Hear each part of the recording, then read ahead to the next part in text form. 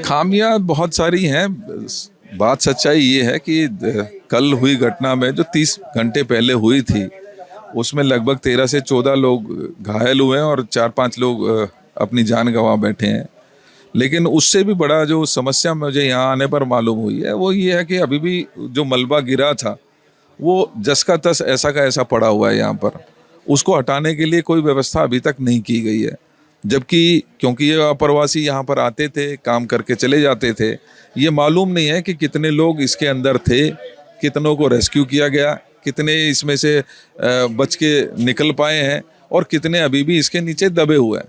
तो मेरा सबसे पहले तो प्रशासन से ये रिक्वेस्ट है और अब कम से कम उनको जाग जाना चाहिए, उनको ये ध्यान देना चाहिए कि भाई यहाँ पे लोग अगर नीचे दबे हुए हैं तो उनको किस तरीके से जल्दी निकाल के उनको उचित व्यवस्था दी जा सके।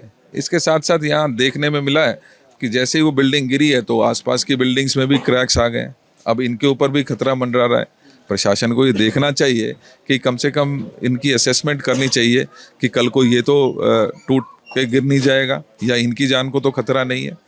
मैं प्रशासन से यही रिक्वेस्ट करूंगा कि जल्दी से जल्दी आकर इन समस्याओं का समाधान करे, इनके जो मलबा पड़ा है उसको हटाए, उसके नीचे कोई दबे हैं तो उनको निकाले।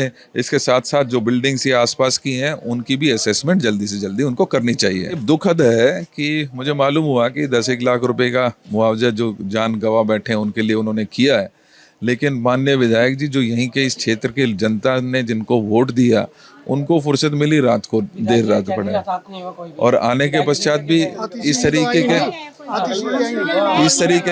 और एक सेकंड इस तरीके के बयान दिए कि यहाँ कोई हताहत नहीं हुआ है। ये छिपाने की जरूरत नहीं है।